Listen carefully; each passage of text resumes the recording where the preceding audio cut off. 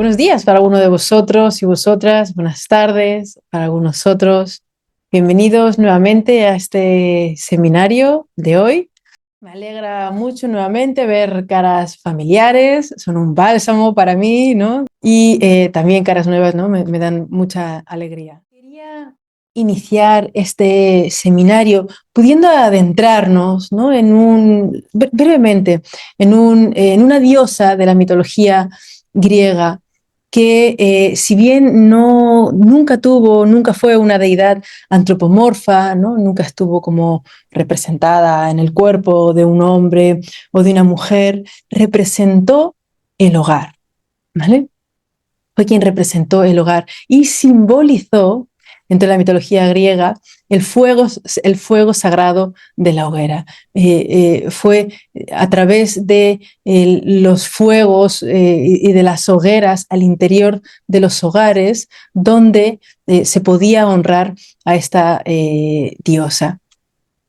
Y este fuego, ¿no? Si podemos profundizar un poco más en el significado de este fuego, además de que fue una diosa que nunca participó en la repartición de tierras, ni de bienes, ni nunca ocupó evidentemente ningún lugar como bélico dentro de la mitología griega,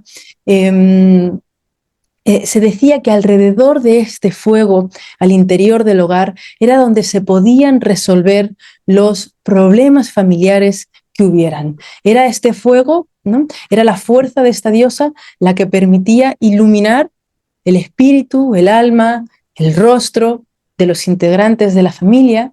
Era en este mismo fuego donde uno podía encontrarse consigo mismo, podía adentrarse en el silencio, como indagar, explorar, ¿no? Y se decía y se creía, ¿no?, que todas las familias que mantuvieran vivo el fuego de esta diosa, había un espacio como de cuidado, en tanto que en aquellos hogares, independientemente de si eran hogares pudientes o no pudientes, ¿no?, en tanto no hubiera fuego, eran hogares donde la salud familiar se resquebrajaba, ¿no? Eran lugares como tal vez un poco más abandonados, ¿no?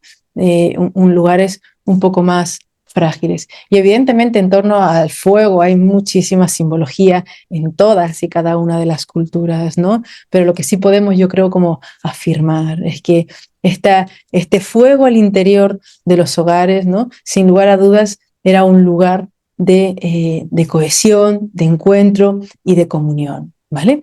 Así que volviendo a este fuego que nos reúne y que convocaba, ¿no?, a todos los miembros, ¿no?, y que era de alguna manera el que iluminaba las conciencias, ¿no?, y los corazones de los integrantes, es que voy a estar hablando durante este seminario, ¿vale?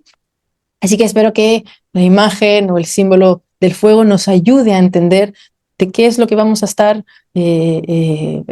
pues profundizando durante los próximos minutos, y que a lo mejor si la palabra mindfulness o atención plena tal vez no te haga mucho sentido, puedes siempre como recurrir a este mito o a este símbolo del fuego también como para que te pueda cerrar un poco más.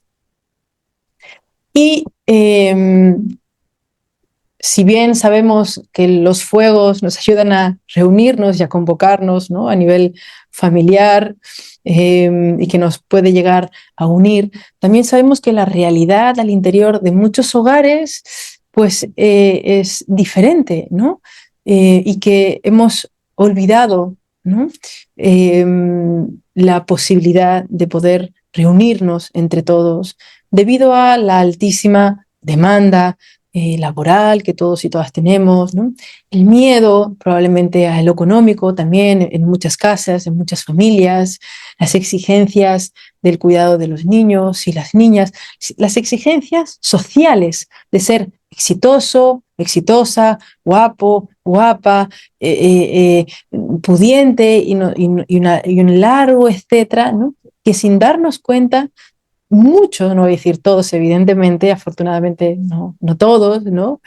Pero muchos y muchas, ¿no?, vamos sin darnos cuenta poniéndonos a modo de capas en nosotros mismos y en nosotras mismas, ¿no? Entonces, la realidad, ¿no?, nos confronta, por un lado, como con todas las capas, ¿no?, que nos hemos ido, pues, a veces autoimponiendo y otras veces simplemente, pues, asumiendo, versus, ¿no?, la posibilidad de poder convocarnos todos y todas alrededor de un fuego, ¿no? Entonces, este estrés, y ahí pongo que puede ir crónico, ¿no?, porque puede evidentemente llegar a cronificarse en muchísimas familias, es un desafío, ¿no?, real para, pues, la gran mayoría. Y cuando hablo de familias, no hablo necesariamente de la familia normativa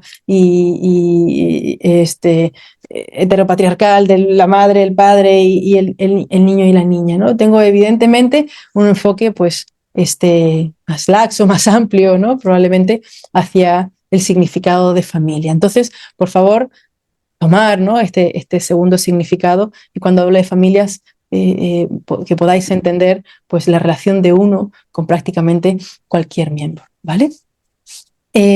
Si a este estrés que mencionaba anteriormente sumamos la posibilidad de que cualquier miembro tenga algún problema, o como lo que se ha llamado siempre como un trastorno mental, ¿no?, que tenga algún problema mental o algún problema somático, evidentemente el estrés va a aumentar.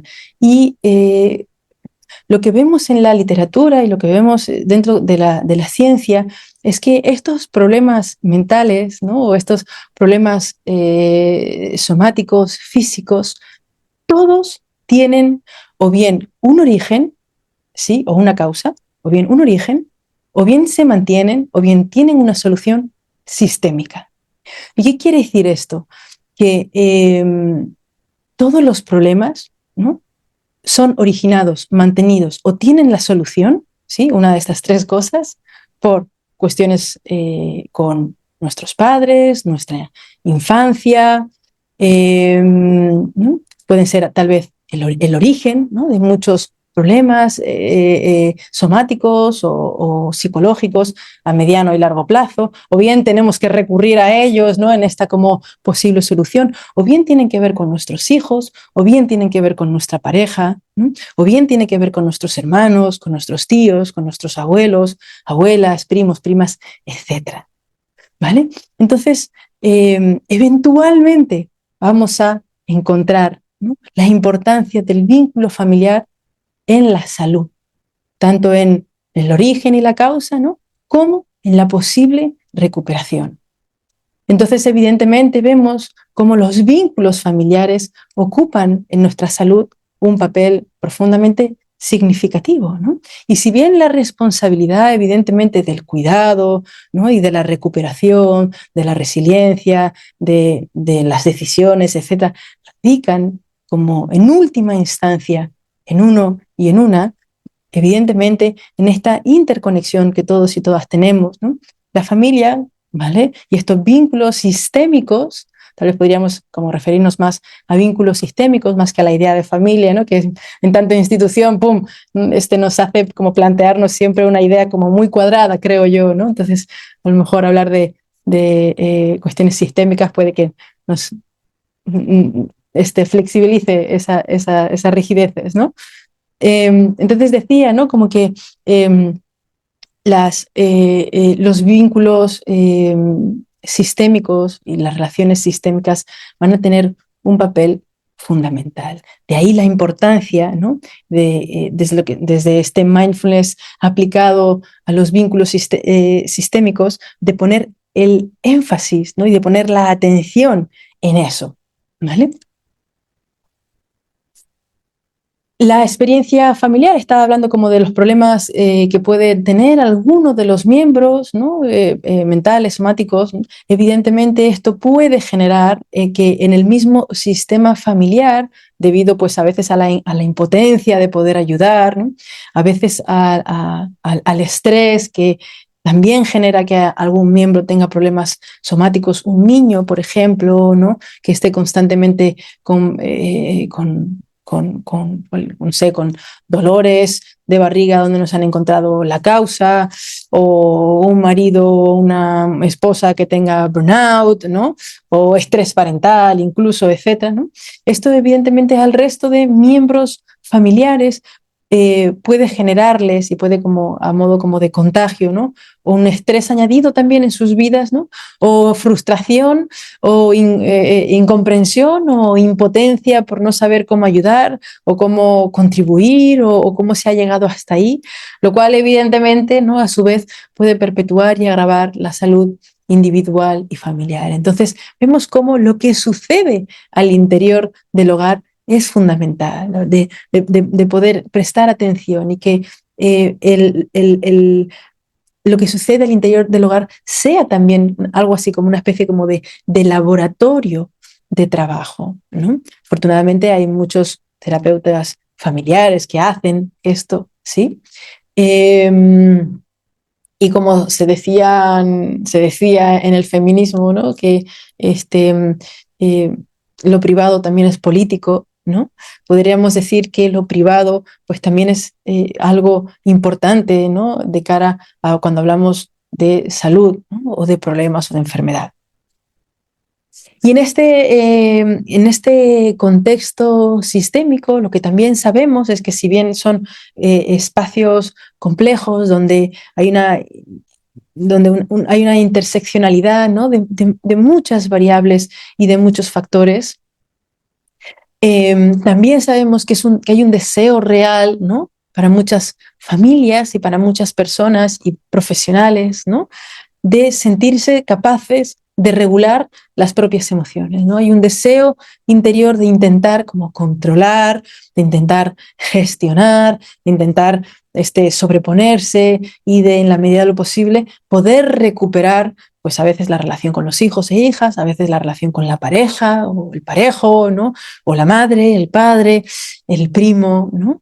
Etcétera, ¿no? Hay un deseo, a veces no solamente como de recuperar la relación, ¿no? Porque obviamente hay en ocasiones que es prácticamente imposible, ¿no?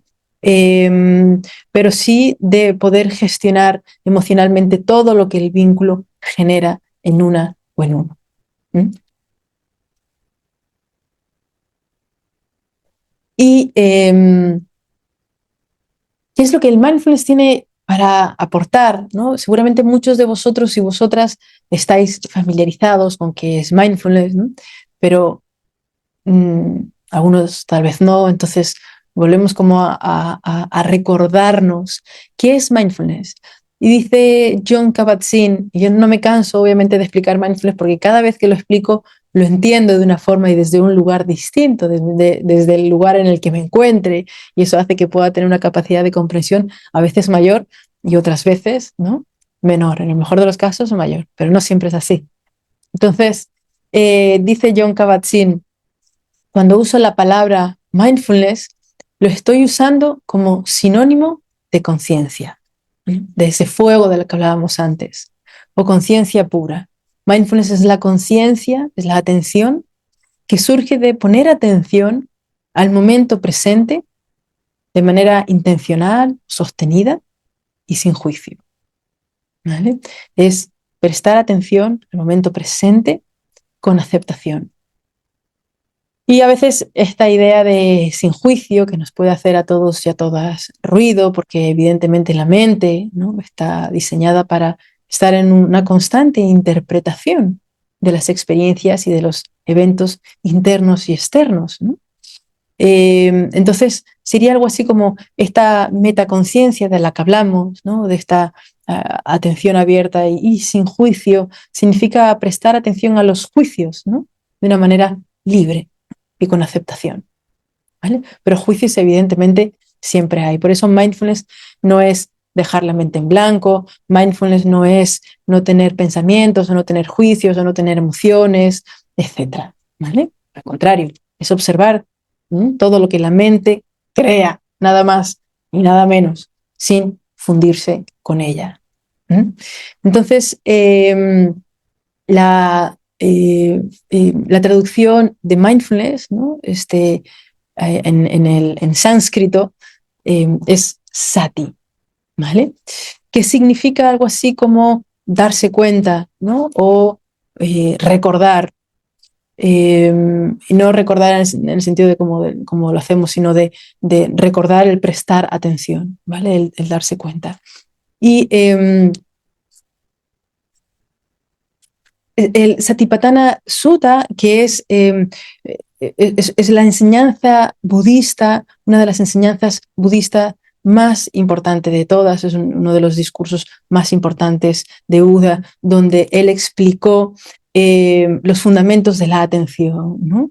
Es el discurso donde Buda explica cuáles son los fundamentos de la atención plena, ¿no? Y habla de la atención al cuerpo, habla de una atención a las sensaciones internas, ¿no? Atención al cuerpo, de frío, calor, postura, etcétera, ¿no? Evidentemente todo está absolutamente interrelacionado. No estamos hablando de categorías discretas, aisladas, sino de experiencias que están muchas veces profundamente fundidas las unas con las otras y que nos cuesta, ¿no? Y que tenemos que esforzarnos realmente para crear como ciertos espacios para organizar la propia experiencia. Por eso al principio puede ser como muy difícil realmente adentrarse en la propia experiencia, ¿no?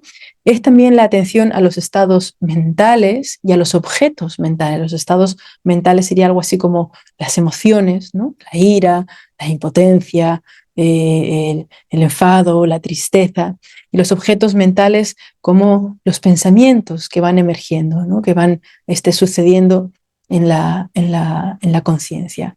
Entonces, mindfulness proviene de la palabra sati, ¿no? Que significa, como decía anteriormente, darse cuenta, ¿no?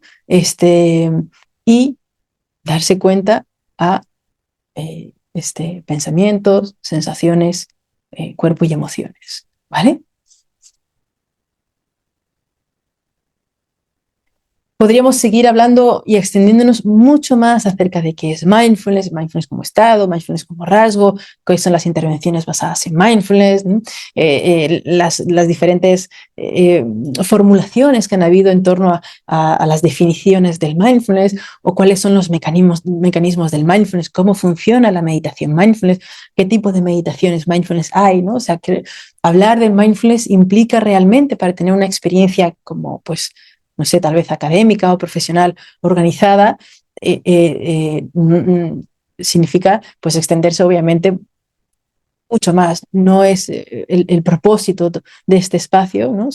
Pero sí que podamos como entre todos y todas entender cuál es cuanto menos la experiencia de mindfulness, ¿vale? Como esa atención, reitero, que emerge en el momento presente de prestar atención a lo que sea que hay de manera sostenida y sin juicio. ¿Mm? Y a raíz de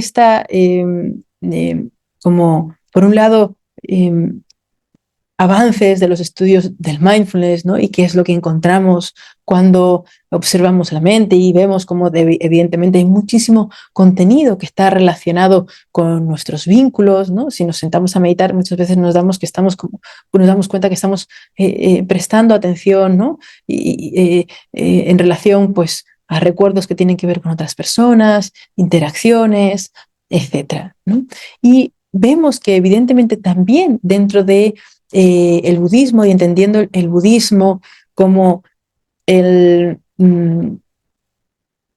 pues la fuente filosófica, evidentemente, ¿no? Y psicológica de donde bebe el mindfulness. La práctica de mindfulness es secular, es una práctica no religiosa, pero por supuesto que es como una lectura occidental, ¿no? De algunos principios de la psicología budista y evidentemente pues de una de las prácticas que es la meditación, ¿no? Del budismo. Entonces, también dentro del budismo vemos que hay un concepto fundamental que es el Pratityasamutppada, algo como muy difícil de pronunciar para mi mente occidental. A veces lo repito, pero muchas otras veces no me sale. Pero bueno, no es como el objetivo que entendamos, que aprendamos sánscrito. Lo que sí que me interesaría es que la misma práctica del mindfulness y también en su origen budista, vemos cómo hay una idea y que tiene que ver con la interconexión de unos, entre unos y otros, ¿vale? Y es esta palabra, ¿no? Es lo que se ha traducido, dice el Dalai Lama, que se ha traducido como el origen dependiente o el surgimiento dependiente. Y esto es que todas las cosas que surgen, internas o externas, están relacionadas, ¿no? Y han sido favorecidas por otros elementos. Hay una interconexión, ¿no?, en la producción de cualquier objeto mental o en la producción de cualquier sensación o de cualquier alimento o de cualquier vínculo, donde hay, ¿no?, en cualquier experiencia, la interrelación y la dependencia con toda una serie de condiciones, ¿vale? De manera que no hay como un aislamiento de ningún hecho ni de ningún vínculo, sino que hay una interrelación. ¿Mm? Y es lo que el maestro Thich Nhat Hanh lo nombra como el interser, y a partir de lo cual, evidentemente, también han habido muchísimas investigaciones dentro de la neurociencia y que hablan de esta interdependencia, que ya más vemos con resonancias magnéticas, ¿no?, y demás, cómo hay una sincronización, ¿no?, entre los cerebros, los corazones de las personas cuando se encuentran, ¿vale? En el caso del budismo, ¿no?, que donde evidentemente la ciencia era única y exclusivamente empírica en cuanto a la propia experiencia de autoinvestigación, la idea, ¿no?, fundamental es esta de interdependencia, donde cualquier fenómeno mental viene dado por un conjunto de experiencias que lo promueven, que lo favorecen, ¿no? Y que, si vamos atrás, podemos ver cómo somos el resultado de todos esos encuentros, de todas esas experiencias, ¿no?, y de todo pues ese conjunto, ¿no?, íntegro de experiencias, ¿vale? Y cuando practicamos la meditación, vemos, ¿no?, y cómo la huella de las demás personas está también en nuestra conciencia, ¿vale? La experiencia de habernos encontrado, haber conversado, haber sido criado, haber trabajado, haber lo que sea, ¿no?, también forman parte, sí o sí, de quiénes somos, de cómo pensamos y de lo que estamos experimentando. Entonces, la influencia de los unos con los otros, ¿no?, es muchísimo mayor a lo que realmente nos imaginamos, ¿no? Tenemos esta falsa ilusión de que somos nosotros quienes manejamos nuestros pensamientos, de que somos nosotros quienes pensamos lo que pensamos porque queremos pensar lo que pensamos y no de otra forma, ¿no? Cuando realmente, bueno, no es tan así, ¿no? Hay una gran influencia del ambiente en lo que pensamos, hay una gran influencia de las personas con las que estamos para pensar o sentir lo que sea que estamos sintiendo y experimentando, ¿no? Entonces, desde esa como ignorancia muchas veces que tenemos, ¿no?, a la hora de realmente prestar atención a qué es lo que sucede dentro, las relaciones nos van a dar mucha información, ¿vale? Mucha información, y van a despertar evidentemente en nosotros reacciones, ¿sí? Eh, eh, que son también una oportunidad para poder indagar y para poder mejorar los vínculos.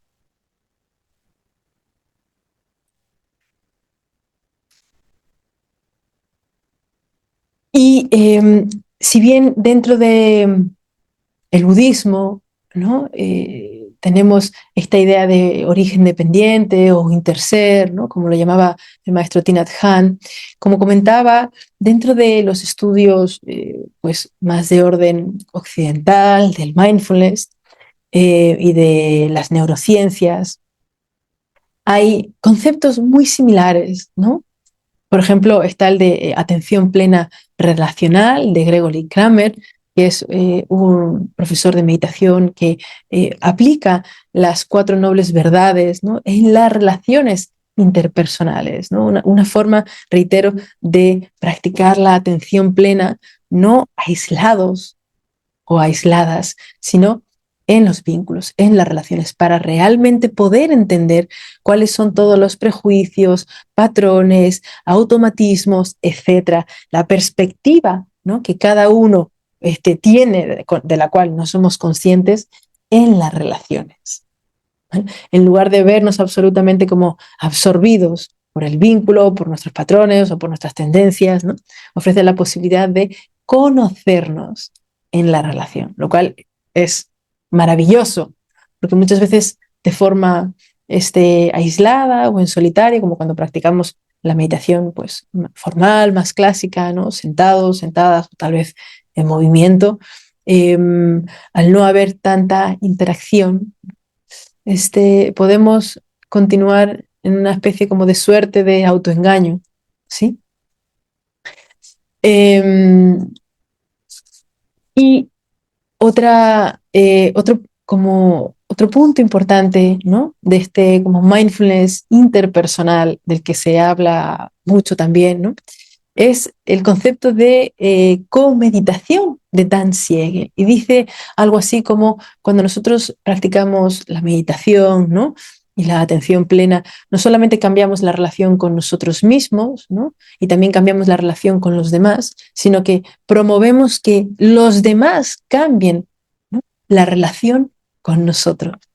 Una especie como de enseñanza de los beneficios de la práctica meditativa al otro de manera indirecta. Y esto de alguna manera asegura también que cuando practicamos, ¿no?,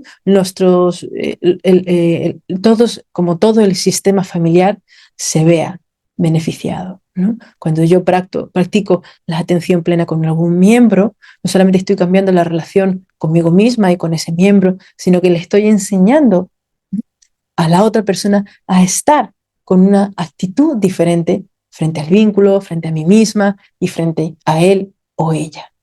Absorbe los beneficios de la práctica meditativa e integra los beneficios de la práctica meditativa. Está como esto entre adultos a veces es un poco como más difícil de entender, pero evidentemente si dejásemos de lado la meditación, ¿no?, es algo que sucede constantemente, ¿no?, entre la madre y los hijos o el padre y los hijos, ¿no?, esta influencia, ¿no?, y esta integración de la experiencia del adulto para poder organizarse, para poder entenderse y para poder comportarse. Pero también sucede con adultos, también sucede con adultos.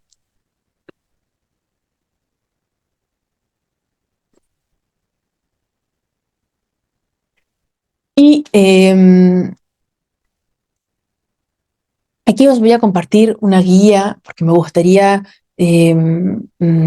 poder dar un contexto tal vez como un poco más práctico de este mindfulness aplicado al sistema familiar, ¿no?, para que tengáis una idea de cómo, a qué nos referimos, ¿no?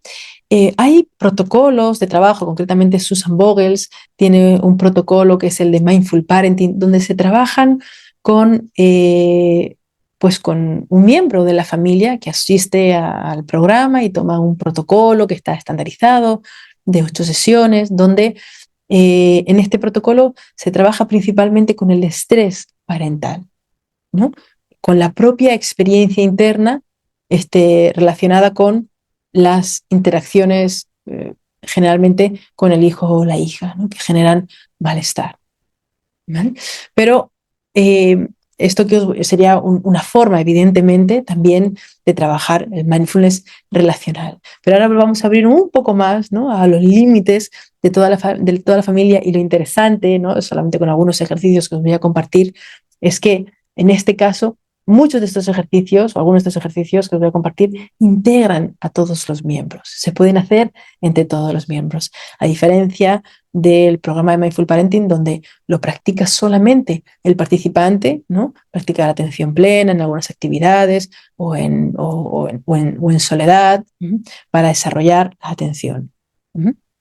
Evidentemente, cuanto más practique yo en soledad, más recursos voy a tener luego para poder aplicarlos en mi pareja, en mis hijos, con mis hijos e hijas, en familia, ¿no? En tanto sistema, todos y todas juntas, etc. Entonces, esto no sustituye la propia práctica individual, ¿no? Sino que lo complementa para trabajar de una forma diferente, ¿vale?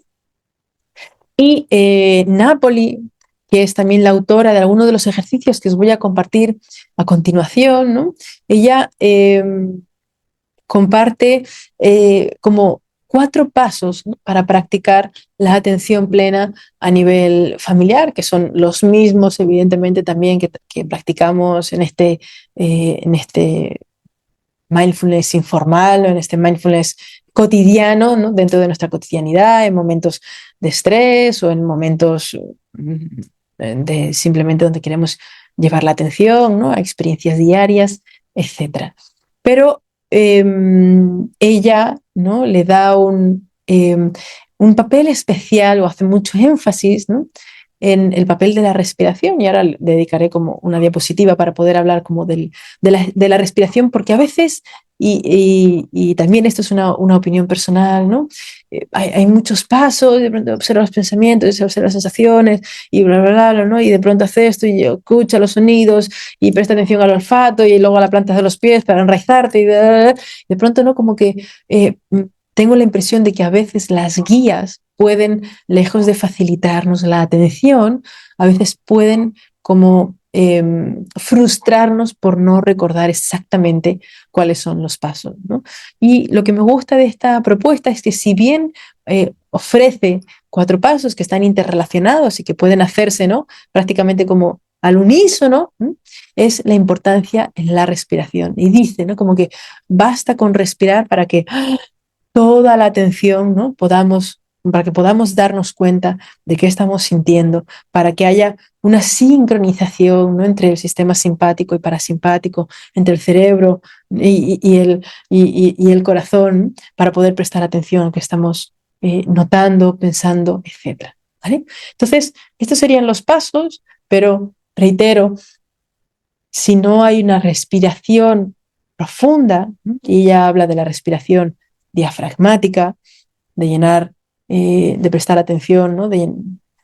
A cómo entra el aire o bien a través de las fosas nasales, o podemos llevar la atención hacia el diafragma y ver cómo se inflan los pulmones y finalmente la clavícula, y luego lo expulsamos lentamente y volvemos a notar cómo el cuerpo, ¿no? Se queda más vaciado y volvemos a llenar, ¿no? Eso sería una respiración diafragmática profunda que permite hacer todo esto que mencionaba anteriormente, ¿vale? Para eso muchas veces, ¿no? Ya nos estamos dando cuenta de cómo está siendo nuestra respiración previa. La respiración da cuenta de si estamos sintiendo miedo, enfado, alegría, si estamos cansados, etc. Entonces, llevar la atención y familiarizarnos con el ritmo, con la profundidad, si es superficial o si es más, ¿no? Diafragmática, etc., nos da mucha información acerca de cómo estamos y nos abre un espacio posible de cambio. Porque evidentemente cambiar nuestros pensamientos ya hemos visto que es francamente difícil y que sobre todo no sé yo si merece como tanto la pena el esfuerzo, ¿no? Titánico que supone el tener que estar cambiando los pensamientos. Entonces, desde la práctica del mindfulness, incluso desde nuevos enfoques psicoterapéuticos, como son las terapias contextuales, se invita al cambio de la relación, ¿no? Y dice entonces Napoli que los 4 pasos, ¿no? Y reitero que están interrelacionados entre ellos, sería el primero, el conocimiento empático, reconocer la experiencia sin filtros, ¿no? Reconocer lo que sea que haya eh, dentro y fuera, y de prestar una atención intencional, ¿no? A cuáles son esos pensamientos, ¿no? En ese reconocimiento, ¿vale? En ese primer momento como de reconocimiento de, ok, estoy desregulada, ok, estoy profundamente enfadada o estresada o a punto de gritar o a punto de iniciar una discusión o ya estoy dentro de una discusión con mi pareja o lo que sea, ¿no? O me estoy sintiendo atacada, ¿sí? Ahí ya puede haber una posibilidad, ¿no? Discreta, a veces, en función de cuánto más estrés, más discreta es, ¿no? Y más frágil esta posibilidad de observar los pensamientos, las emociones, qué sensaciones hay, cómo está el cuerpo, ¿no? Y prestar atención a los instintos relacionados con la experiencia y la comunicación verbal y no verbal. Algo que durante nuestros primeros años de vida supimos hacer y reconocer en las demás personas. Y como padres, quienes han tenido la posibilidad de ser padres o madres, también lo han sabido, en la medida de lo posible, de hacer con sus hijos e hijas cuando no ha habido una comunicación verbal. Se ha podido reconocer qué es lo que estaba sucediendo. Y de pronto hemos empezado a sustituir lo verbal por todo ese otro conocimiento, que si bien nos llegan ciertas señales del otro, cuanto más estresados estamos, más patrones y automatismos reproducimos.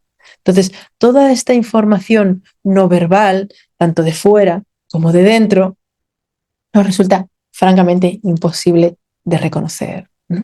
Entonces, ella invita como que a esta atención intencional, ¿no? No solamente de pensamientos, que también sea una atención como a ese espacio más intuitivo de qué es lo que puede estar sucediendo dentro y también en la otra persona, de poder prestar atención a todo lo que estamos transmitiendo de forma no verbal, ¿no? Que muchas veces es muy amenazante también, ¿no?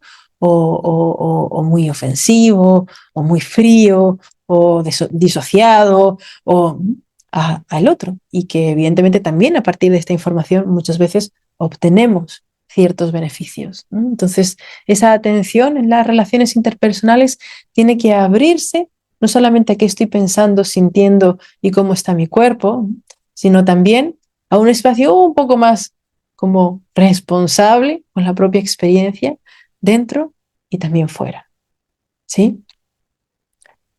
Una aceptación sin juicio, como ya hemos estado eh, explicando anteriormente, una aceptación eh, eh, que permita en la medida de lo posible aflojar todas las expectativas, ¿no? Constantes que tenemos acerca de uno, en tanto lo que creemos que somos, ¿no?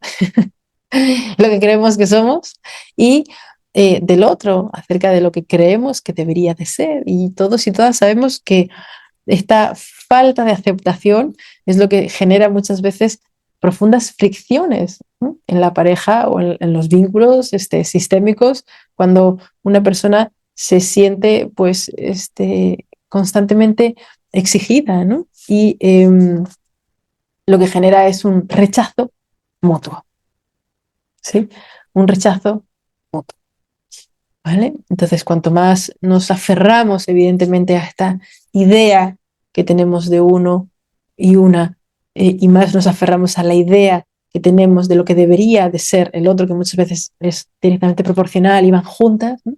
El rechazo es mutuo, ¿no? Y la brecha que se abre es mutua, por supuesto. Y y tomar una acción, ¿no? Hacia el cambio, con base en todo lo que acabo de decir anteriormente. Como una acción puede ser una frase, o puede ser un gesto, o puede ser tocar, o puede ser, ¿no? Retirarse un momento, o puede ser lo que sea, ¿no? Hay muchas formas de accionar, evidentemente, con base en esta atención consciente. Esto no lo practiquéis en momentos de mucho estrés porque es muy difícil, evidentemente, ¿no? Entonces, se puede hacer, por supuestísimo, es lo ideal para cambiar los, los modelos de comunicación, ¿no? Y todos esos patrones, automatismos que suceden, reitero, ¿no? En momentos de estrés que además están profundamente vinculados, como dice Susan Vogels, con nuestras heridas en la infancia, ¿no? Que los momentos de estrés, ¿sí? Hay una parte en el programa, el protocolo de Mindful Parenting de Susan Vogels, ¿no? Donde nos detenemos en los momentos de estrés para abrirlos, ¿sí? Y entender también cuáles son nuestras propias heridas infantiles que hablan por nosotros o por nosotras en esos momentos. Entonces, para realmente modificar los momentos como muy álgidos, ¿sí? Es cierto que se requiere de más experiencia. Es como ir al gimnasio y pretender el primer día o el segundo, la primera semana, agarrar muchísimo peso. ¿Mm? Eso nos va a costar y es más, nos vamos a probablemente lesionar y dañar y vayamos a salir frustrados. Entonces, si vamos poco a poco, ¿no? Luego es posible tener más, como una oportunidad mayor de poder hacer esto. ¿Vale? Se puede hacer, pero insisto, no hay momentos muy difíciles. Y como decía anteriormente, eh, para Napoli, la respiración tiene un papel fundamental y esto, bueno, todos y todas seguramente también lo sepáis, es una forma de recordar, ¿no? Y de reconocer y volver a tener la respiración no solamente como un ancla, ¿no? Sino como un medio de comunicación con uno mismo, ¿sí? Con uno mismo, con una misma. Reitero, creo que la literatura, la ciencia, cómo se ha socializado el conocimiento, lo cual es maravilloso, ¿no? A veces hace que nos perdamos entre tanta teoría, entre tanto conocimiento, entre tanta explicación, ¿no? A todo, y en ocasiones perdamos realmente como, pues eso que estamos buscando, una guía, ¿no? Un recurso, ¿sí? Y este es un recurso que siempre está disponible, siempre. No es el único, pero siempre está disponible. Y además la respiración tiene esta posibilidad, ¿no? Porque reitero, hay muchos otros recursos que siempre están disponibles, como son, por ejemplo, los sonidos, ¿no? Que también se usan mucho en la práctica meditativa para anclarnos en el momento presente, pero la respiración tiene esta capacidad como de abrir, ¿no? De conectar por un lado el afuera con lo de adentro y de poder eh, eh, em, encontrar un equilibrio entre la mente, las emociones, ¿no? Y de poder observar cuál es nuestro clima emocional, ¿no? Cuál es esos estados de la mente, los que hablaba anteriormente, ¿no? Cuál es como ese clima emocional. Y podemos obviamente también como jugar un poco con esta respiración, ¿no? Haciéndola un poquito más profunda. Al principio esto puede generar un poquito como de aversión, pero podemos intentar mantenernos, ¿no? A veces la aversión es la que nos dice, ¿no? Ese pensamiento crítico, ese como actor que todos actor, como ese papel que todos y todas tenemos, ¿no? Que nos sabotea y que nos dice, no puedes, ay, lo estás haciendo mal, te estás sintiendo peor, ¿no? Todos y todas tenemos muchas voces, ¿no? Críticas. Entonces, pero si no le damos demasiada cabida a esa voz, a ese, a ese personaje que todos y todas tenemos, o personajes a veces, ¿no? Y continuamos practicando una respiración un poco más profunda, podemos llegar a ralentizar la respiración para tener una mayor capacidad de cambio, de control, de observación. Cuando digo control no me refiero a un control neurótico, no de querer que todas las cosas sucedan como a nuestro antojo, ¿no? Ni mucho menos. De control me refiero sobre uno mismo, ¿no? Lejos de reaccionar. Y además la respiración, como decía anteriormente, tiene la capacidad de armonizar el sistema nervioso simpático, que es el sistema de estrés, de lucha, de huida, ¿no? O de congelamiento, eh, con el sistema parasimpático, creando una mayor homeostasis, ¿no? El sistema parasimpático que regula nuestro descanso y como nuestra propia curación, ¿no? El que promueve recursos internos, ¿sí? De autocuidado. Lo cual, obviamente, si estamos como constantemente en sistema de alarma y sobre todo aquellas personas que pues a lo mejor han tenido experiencias traumáticas un poco más complejas en sus primeros años de vida, en la infancia y han tenido pues trauma complejo o un trastorno de estrés postraumático, ¿no? Que han quedado pues evidentemente eh, afectados, ¿no? Y con más probabilidades de activar este sistema eh, simpático. Entonces, la respiración es una excelente herramienta y un excelente recurso. Y aquí hay algunos ejercicios para practicar la conciencia plena en las relaciones familiares. Y yo quería invitaros en este seminario, en este espacio, a los que me estáis escuchando por aquí o por allá, o me escucharéis en algún otro momento, que lo podáis hacer conmigo, muy, muy brevemente. Sí, te invito a que no leas todavía las instrucciones, no te adelantes, ¿vale? Y que hagas en esta misma figura que puedes ver ahí, donde pones el nombre al centro de algún familiar, ¿no? Y hay numeritos alrededor, las que no lo estáis viendo, es un nombre al centro y numeritos alrededor, ¿no? Te invito a que pienses en algún vínculo sistémico que tengas, familiar o de amistad, tal vez, ¿vale? ¿Sí? Alguien que sea significativo o significativa para ti y que pongas ese nombre al centro y que pienses en las características de esa relación o incluso también como de esa persona. Las 5, 6, 7 que primeras que te vengan. La invitación es a que las ordenes de forma como jerárquica, las más importantes en el uno, luego 2, 3, 4, 5, 6, 7. ¿Vale? No tenemos mucho tiempo, entonces solamente te voy a dejar un minuto, luego puedes continuarlo.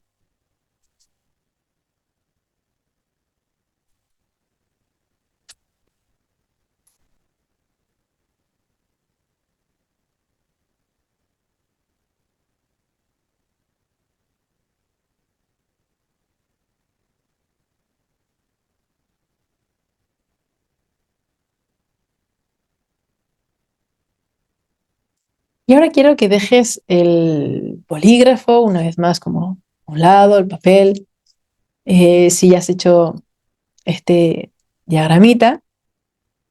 Y te invito a que tal vez con los ojos cerrados, si sientes que estás en un espacio seguro, tranquilo, a que vuelvas a pensar nuevamente en este miembro familiar, en este vínculo significativo para ti,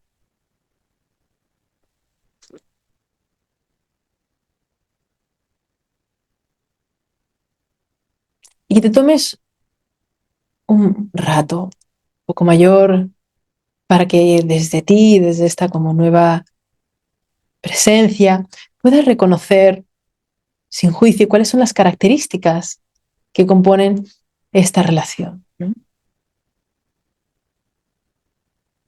Y que al mismo tiempo prestes atención a cuáles son los instintos, cuáles son los pensamientos y los sentimientos que surgen en ti. Y puedes ir como colocando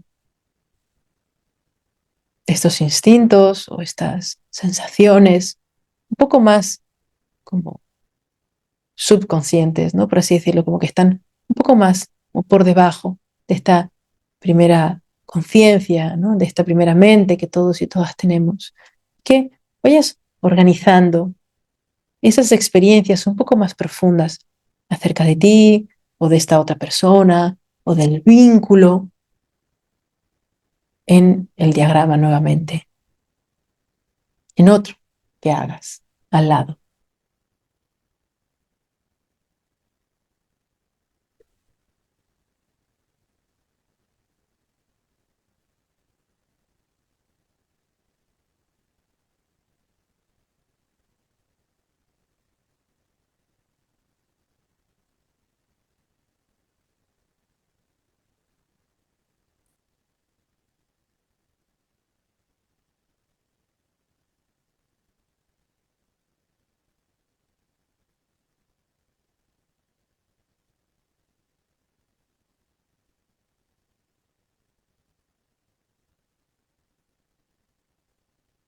Y si ya has terminado, te invito a que, eh, bueno, puedas como comparar, ¿no?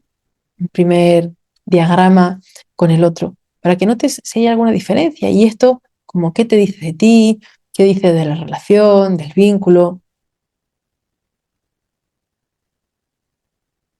Si no te ha dado tiempo a hacer la práctica, evidentemente, porque hemos ido un poquito más rápido de lo que estos ejercicios necesitarían, puedes continuarlo después. Y mira si esto tiene algún impacto en vuestra relación, ¿no? En los próximos encuentros.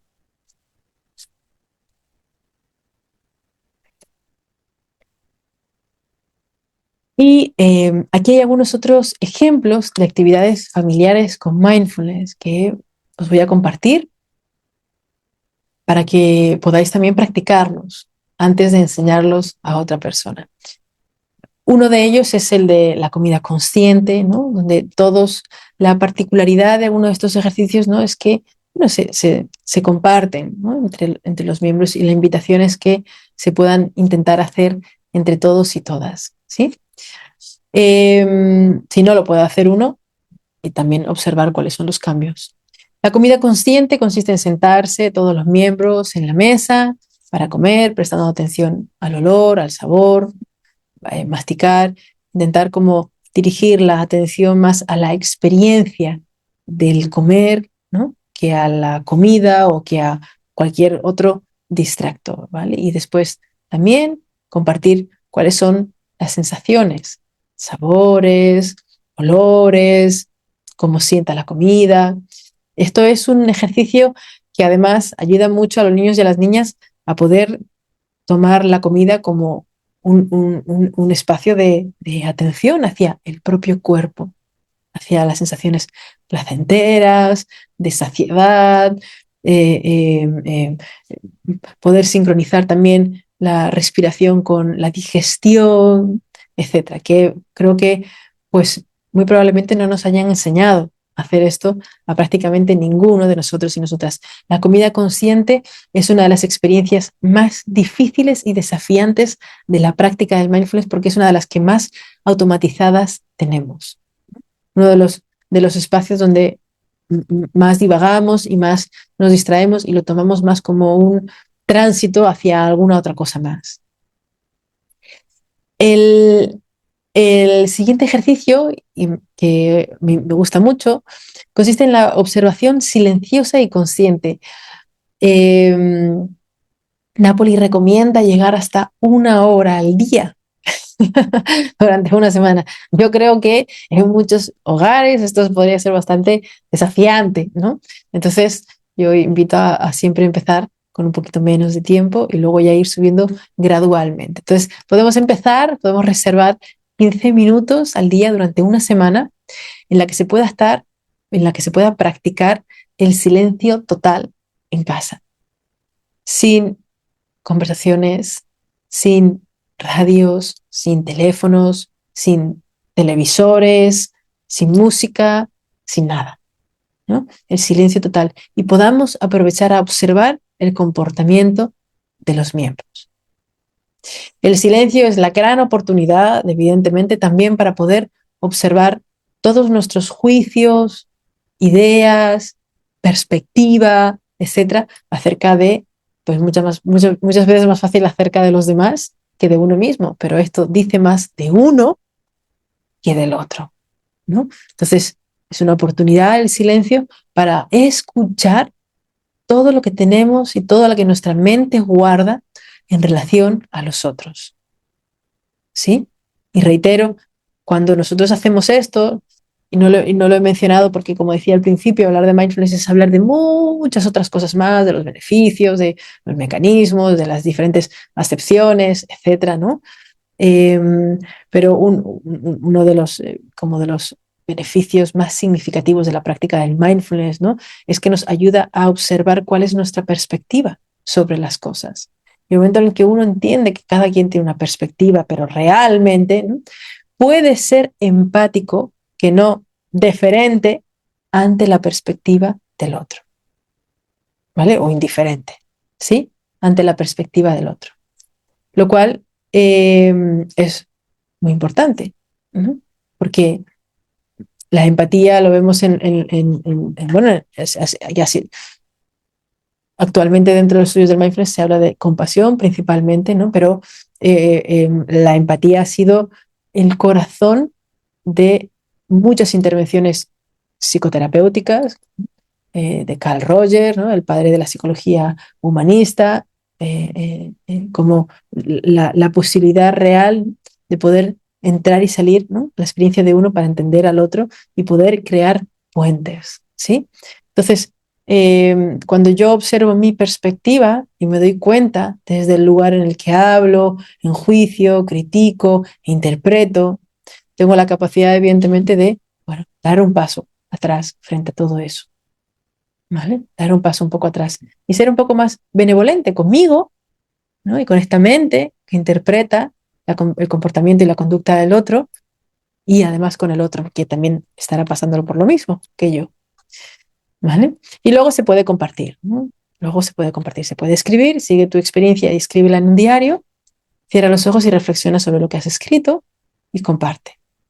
Todo esto sirve en tanto lo practiquemos, ¿no? Un tercer ejercicio es la conciencia del propio pensamiento, similar un poco a lo que acabo de explicar, ¿no? Durante una semana presta atención a tus pensamientos sobre una persona de tu familia, ¿vale? Lleva un diario de tus pensamientos positivos y negativos, obsérvalos y luego comparte, ¿no?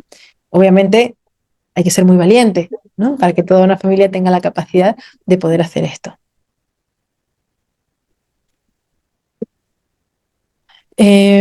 Cuando vemos lo duros que somos con los demás, ¿no? Y también que esa dureza es la misma dureza que tenemos con uno mismo, la benevolencia emerge sola, la amabilidad emerge sola, ¿no? La derrota emerge sola, la entrega, la rendición emerge sola. Y esto evidentemente, como decía anteriormente, es ese fuego al interior de los hogares que ilumina, ¿no? El rostro de uno, del otro, ¿no? Y todas las experiencias. Y caminar conscientemente en tus zapatos, escoge una semana simplemente para observar a un miembro de la familia y durante todas tus interacciones con esa persona intenta ver el mundo desde sus ojos y reflexiona cómo te sientes al estar en su lugar. Y luego comparte tu experiencia. A ver. Y por último, la escucha atenta. Escucha sin interrumpir, durante, esto ya es desafiante, ¿no? Durante toda la interacción con los miembros de tu familia, de la familia, durante una semana. Observa cómo las interacciones difieren de los que, cómo cada interacción es diferente, ¿vale? Cuando no interrumpes, das lugar a que las interacciones sean diferentes. Cada interacción es realmente distinta si no interrumpimos con los mismos patrones de siempre, ¿vale?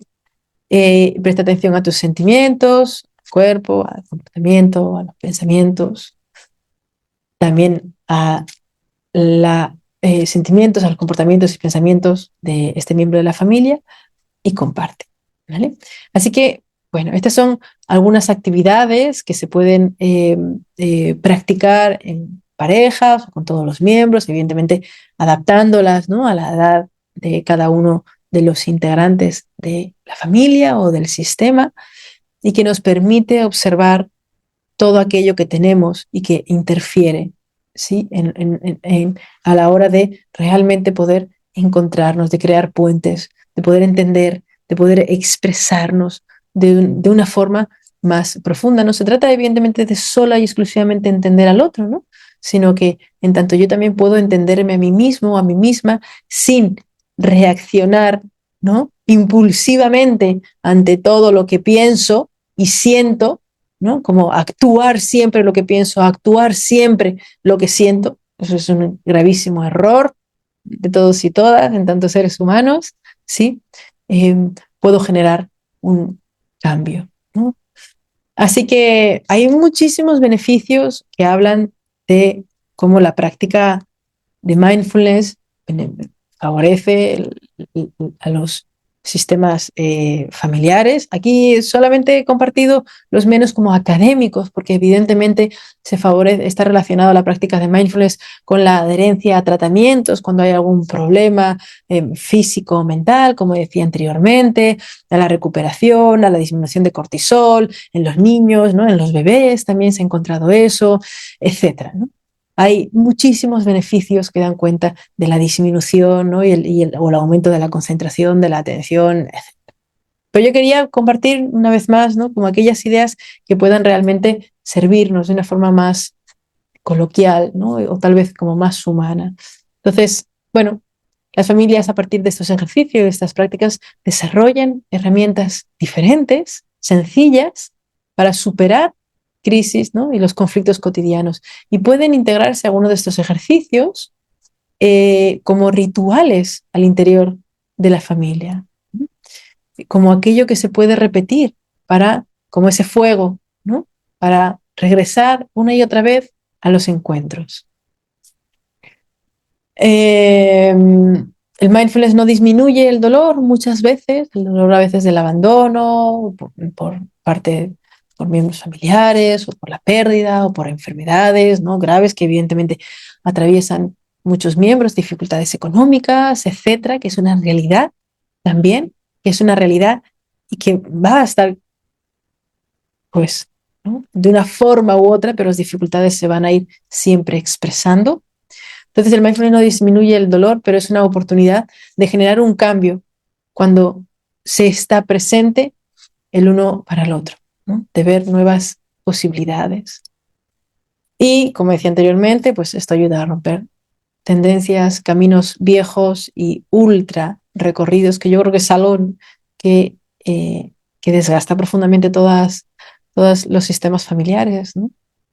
Y más si añadimos otros problemas, como hemos visto al principio del seminario. Así que espero que os haya servido esta información, espero que hayáis podido llevar algún ejercicio que os haya llamado la atención para poder practicarlo en vuestro sistema o que lo podáis enseñar y compartir con muchas otras personas más. Muchas gracias a todos y a todas por estar aquí presente. Os envío un abrazo muy fuerte a todos y a todas.